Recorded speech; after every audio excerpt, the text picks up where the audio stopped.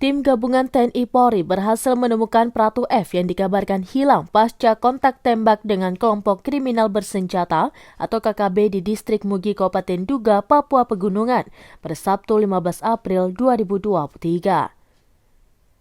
Hal ini dikatakan Kepala Pusat Penerangan Mabes TNI Laksamana Muda Julius Wijoyono pada Minggu 23 April 2023.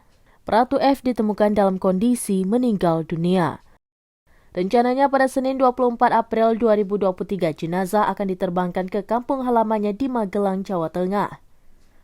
Sebelumnya penembakan ini terjadi saat Satgas Yonif Rider 321 Galuh Taruna sedang mendekati posisi penyanderaan pilot Susi Air Philip Smart Martens.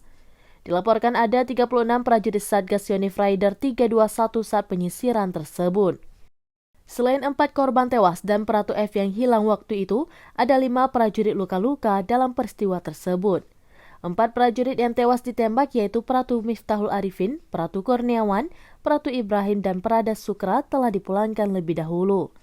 Julius juga menyebutkan bahwa para prajurit ini menerima kenaikan pangkat. Di sisi lain, Panglima TNI Laksamana Yudo Margono memastikan bahwa prajurit yang luka dalam keadaan selamat.